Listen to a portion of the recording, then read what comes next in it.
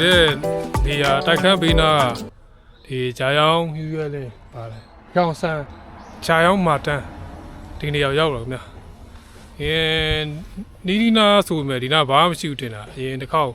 လူရသည်တော့တစ်ခေါက်လာတော့ကျတော့ပန်းလေးတော်တော်လေးဖွင့်လာတွေ့ရပါတယ်ခုလည်းဘာတွေရှိမှတော့မသိဘူးခင်ဗျာအခြားလူတွေသွားတော့ပန်းရောင်ပန်းကလေးတော့တွေ့ရပါတယ်ဒီနေ့တွားကြည့်ပါခင်ဗျာဘာရှိတယ်ဆိုတော့ဒီနေရာကကြောင်ဆန်းရှိချောင်းကြောင်ဆန်းမြို့တော်ခမ်းမနဲ့နီးပါခင်ဗျာ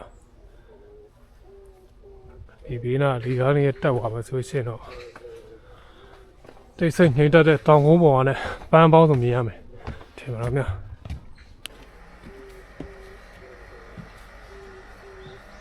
တော့ຫນွေဘက်ရောက်ပြီဆိုလို့ရှိရင်ဒီဘေးနားကပန်းလေးတို့လေးပွင့်တော့ပန်းဖြူလေး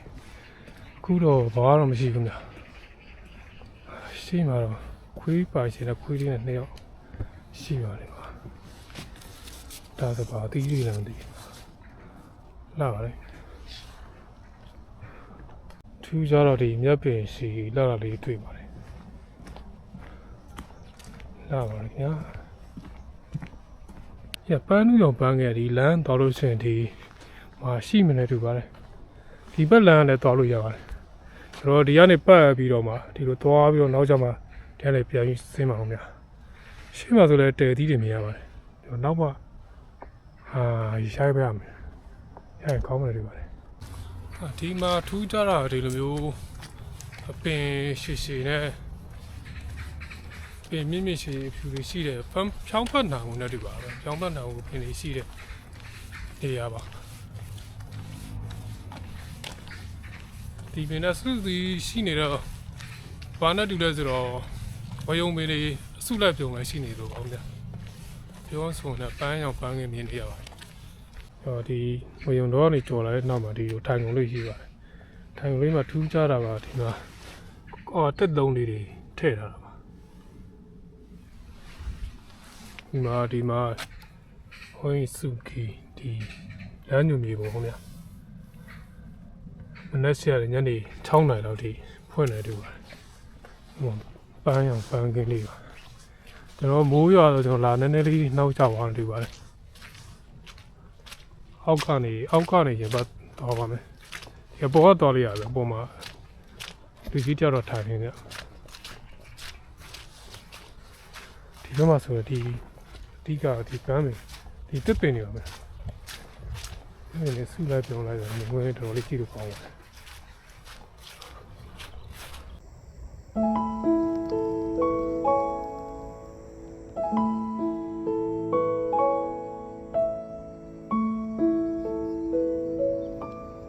ကျွန်တော်တို့ပဲဒီမှာလာကြည့်နေကြတယ်တွဲတွေရှိပါတယ်အပန်းရောပန်းရှိသေးတယ်ဗျဝါဒီလေးတော့ကန်ကောင်းပြီဗျဒီမှာရှိမှလာဗီဒီယိုရိုက်နေကိုမအတွဲတွေရှိပါတယ်နောက်ပါဗျပန်းရောပန်းကြီးတော်တော်လေးလာပါတယ်ဒီချင်းကတော့ဒီလိုမျိုးမွေရောင်မြက်ခင်းနေနဲ့ဒီပန်းရောင်ပန်းကင်းလေးတွေတောက်ပါနဲ့ချင်းပါဟောလေးကောင်းပါလေးဒီမှာလာပြီးကြိုက်ကြပါတယ်လှပါလားဗျာဆိုနီးနေနာမှာဒီလိုရှိမလို့ထင်တော့မထင်မိပါဘူးပန်းရောင်ပန်းကင်းအလဲမှာရောက်နေတော့ဗျာလှပါလားဗျာဒီပန်းကင်းကဒီပေါ်စည်းကနေလူဘက်ဆိုလို့ရှိရင်ဒီပေါ်စည်းကနေဟိုဘက်ကိုလှမ်းကြည့်လို့ရတယ်မြင်ကွယ်ဒါလေးတော်တော်လေးကောင်းပါတယ်ဒီမှာလည်းတခြားပန်းလေးရှိအောင်ဗျာပန်းလေးတော်တော်လေးလှပါတယ်ဝါနီးနေညဘက်ဆိုဒီနားမှာလာထိုင်ပြီးတော့ကော်ဖီလေးတောက်ပြီးတော့ငေးမောနေမှာဆိုရှင်တော်လေးမြင်ကွင်းကောင်းတဲ့ရတာပေးဆွနိုင်မယ်လို့ထင်ပါတယ်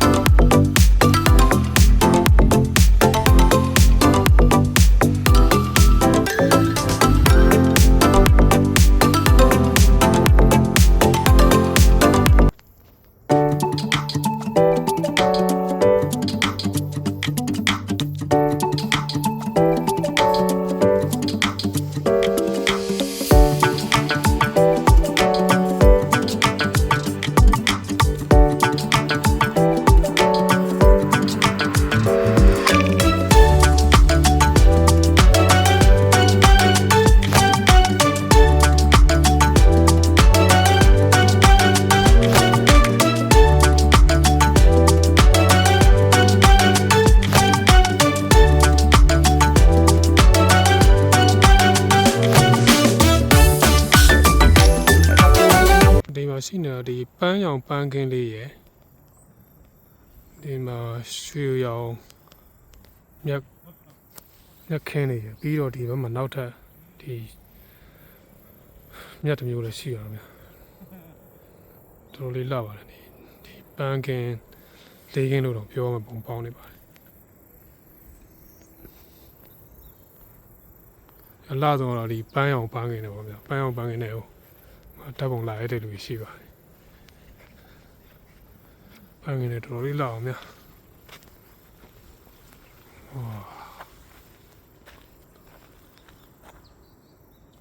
ဒီဝတ်မှာဆိုလည်းဖြူရောင်ပန်းလေးရှည်ဒီပန်းလေးဆိုတော်တော်လေးအနက်မွေးပါတယ်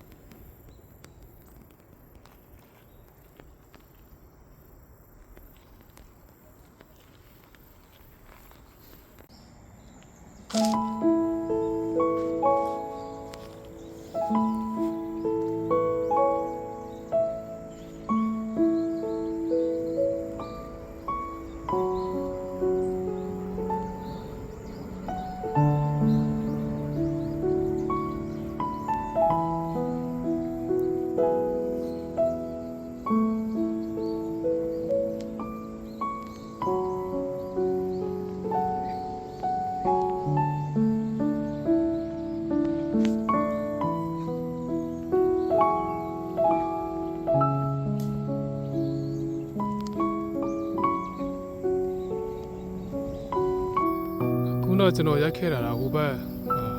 ပန်းရောင်ပန်းကင်းပါဗျာဒီနေရာမသိအဲ့ဒီပန်းရောင်ပန်းကင်းမှာဆိုဒီဘက်ကိုလာခဲ့တာပါဒီဘက်မှာတော့အော့ဆယ်ငွေရောင်မြက်ခင်းတွေအများကြီးရှိတဲ့နေရာပါဒီနားမှာဒီဟာငွေရောင်မြက်ခင်းဒီလိုမွေးလေးထောင်ထနေတဲ့မြင်ကွင်းလေးပါဒီနေရာဒီမြင်ကွင်းလေးလည်းတော်တော်လေးလှပါတယ်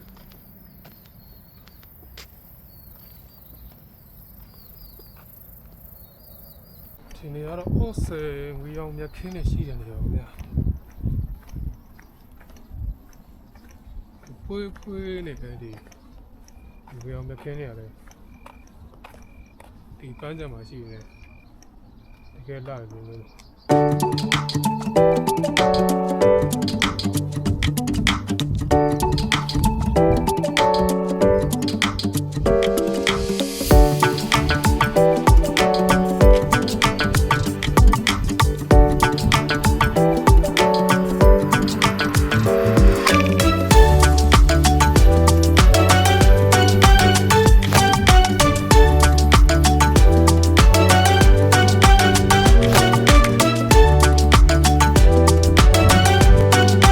ဒီမှာထီထီဖြစ်နေတဲ့ထင်းစုပင်တစ်ပင်လည်းရှိပါတယ်ဒီနေ့ကတော့ကျွန်တော်အနီးနားမှာရှိနေတဲ့လှတဲ့မြင်ကွင်းရှိတဲ့နေရာလေးပါဗျာဒီနားမှာရှိတဲ့လူတွေလာပြီးတော့ပန်းဖြူလို့ကောင်းတဲ့နေရာတစ်ခုလို့ပြောချင်ပါဗျာ